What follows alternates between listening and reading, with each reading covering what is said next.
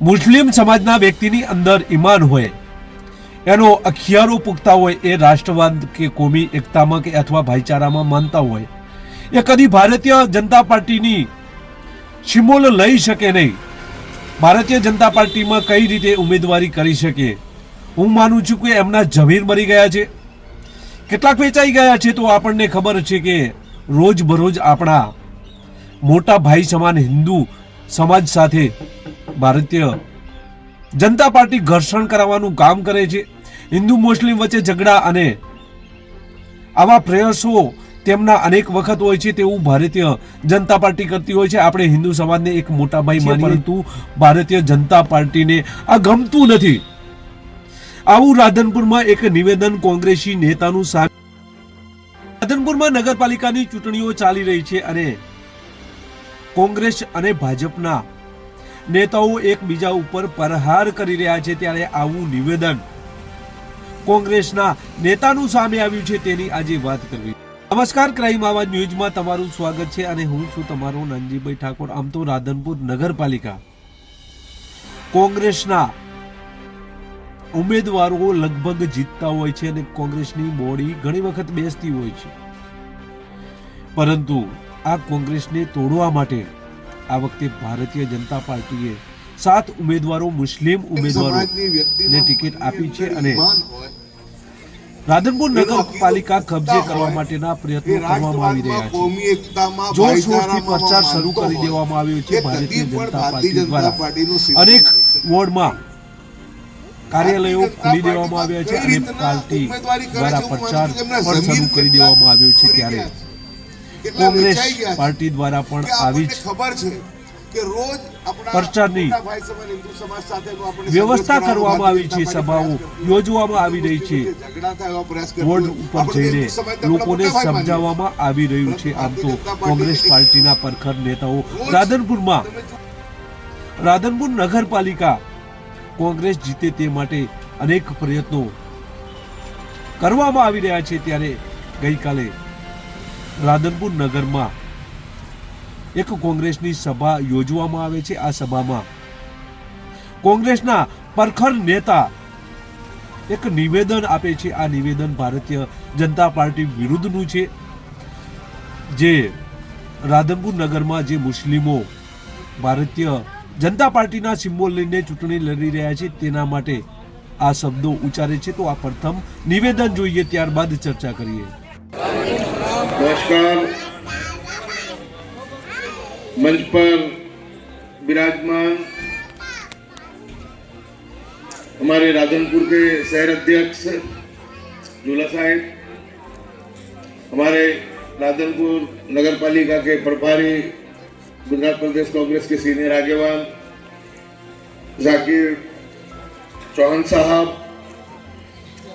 अकरम भाई नाजिम चौहान, भाई उस्मान और सभी दोस्तों साथियों, हमारे काजी साहब लघुमती मोर्चे के और तमाम भाइयों तथा बहनों, दोस्तों बहुत ही खुशी की बात है कि पूरे गुजरात में आज ये बात चल रही है कि गुजरात की जो 62 नगर पालिकाओं के चुनाव है, उसमें अगर सबसे पहले अगर कोई नगर पालिका कांग्रेस की बनेगी तो राधनपुर की बनेगी। और आप लोगों का उत्साह, आप लोगों की समझदारी और आप लोगों की मेहनत देखते हुए ये काम इंशाल्लाह जरूर होगा, ये नामुमकिन नहीं है। वैसे तो चुनाव नगर पालिका का है, नगर पालिका के जो मुद्दे हैं वो बहुत सीमित मुद्दे रहते हैं।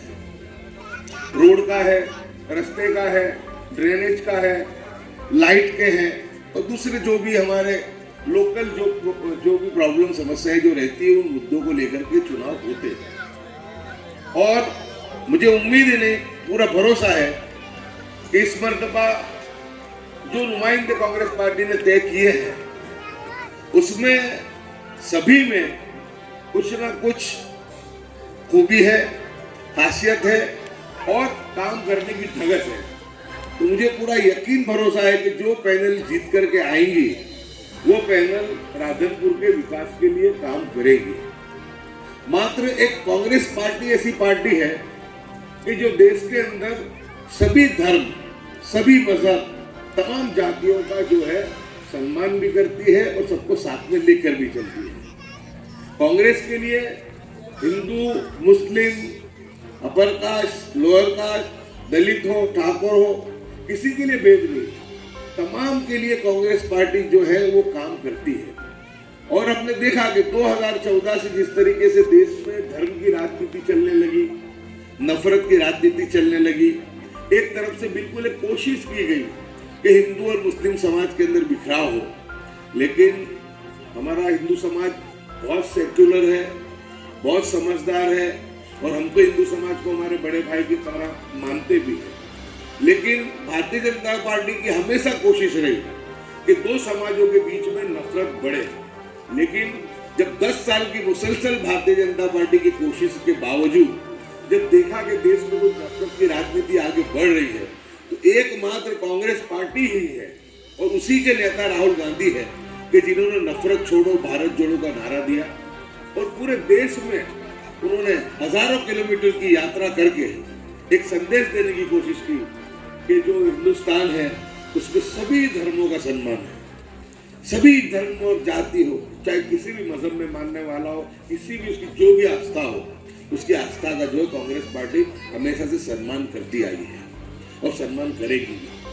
लेकिन दोस्तों, आज जिस तरीके से हम देख रहे हैं कि भारतीय जनता पार्टी ने दो भाइयों को, हिंदू और मुस्लिम, जो एक रथ के दो पहियों के समान है, उनको लड़ाने की, नफरत की राजनीति को आगे बढ़ाने के लिए जिस तरीके के जो कारनामे इस देश में किए हैं और इस राज्य में किए हैं, वो देख करके हमको ये पता चलता है कि इनको देश की एकता में, देश की अखंडता में इनको इंटरेस्ट नहीं है। इनको इंटरेस्ट अपनी पॉलिटिकल, अपनी सियासी दुकान चलाने में है। लेकिन भारत देश की जनता बहुत समझदार है। जो लोग 400 का नारा दे रहे थे, जिनके पास 303 सीट थी, लेकिन यही हमारे देश की खूबसूरती है कि हमारे देश के बहुमती हिंदू समाज ने भी भारतीय जनता पार्टी को लोकसभा में ये मैसेज दिया। उसमें सभी ने मिलकर के साथ में मतदान किया। दलित भी थे, पछात भी थे, हमारी ऊंची जाति के भी हमारे भाई लोग थे और विशेषकर मुस्लिम समाज का भी एक तरफा वोट जो गिरा, तो 400 की बात करने वाले 240 पे आकर के रुक गए। अब जब 240 पे आकर के रुक गए तो उनको लगा कि अब उनकी जमीन जो पैरों पहले खिसक रही है। इसलिए वक्फ कानून के नाम पे देश को गुमराह करने का काम किया। हर मस्जिद में जाकर के मंदिर तलाशने की कोशिश की गई और ऐसे माहौल को बनाने की कोशिश की कि दंगा भड़के। लेकिन इस देश का हमारा जो सेक्युलर हिंदू भाई है वो भी बहुत समझदार है, मुस्लिम भी बहुत समझदार है। लोगों ने बहुत अपने आप पे काबू रखते हुए हमने इसको दंगों में झोंकने से हमने इसको बचाने की पूरी कोशिश की है दोस्तों।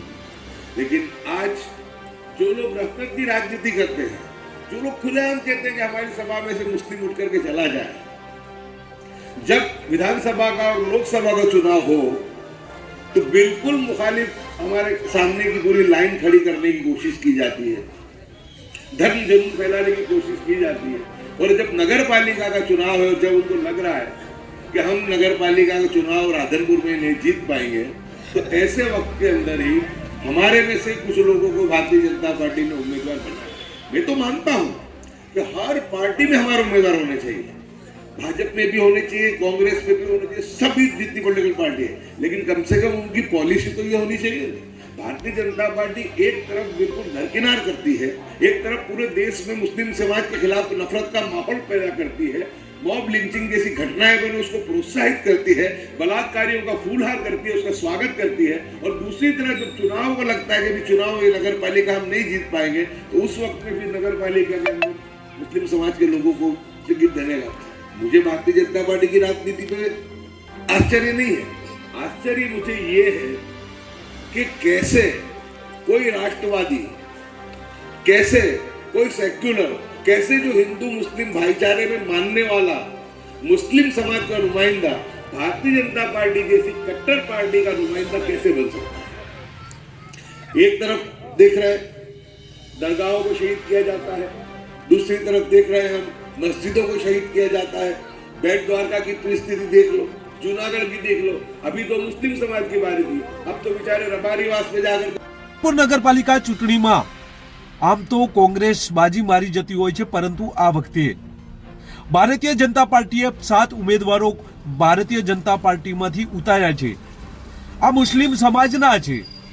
આ મુસ્લિમ સમાજના ઉમેદવારો હોવાના કારણે કોંગ્રેસના પરખર નેતાઓ રાધનપુરમાં સભાઓ યોજી રહ્યા છે, જેમાં આ માજી ધારાસભ્ય કે જેઓ અમદાવાદના માજી ધારાસભ્ય તેઓ પણ આ રાધનપુરના પ્રચાર માટે આવ્યા હતા અને તેમણે મુસ્લિમ સમાજ માટે ભારતીય જનતા પાર્ટીમાંથી ક્યારેય જેમનું ઈમાન મરી ગયું હોય, જેઓ ભાઈચારામાં માનતા ના હોય તેઓ જ આ ભારતીય જનતા પાર્ટીમાંથી ટિકિટ લઈ ઉમેદવારી કરી શકે, બાકી ભારતીય જનતા પાર્ટીમાંથી ઉમેદવારી કરાય જ નહીં, આવું નિવેદન સામે આવતા અનેક ચર્ચાઓ જોવા મળી રહી છે. ત્યારે સામે તરફ ભારતીય જનતા પાર્ટીના ઉમેદવારો અને સ્થાનિક ધારાસભ્ય લવિંગજી ઠાકોર પણ સ્થાનિક સબ રાજ્યની ચૂંટણીમાં પોતાની જીત થાય તે માટે દરેક વોર્ડમાં કાર્યાલયો ખોલવામાં આવ્યા છે અને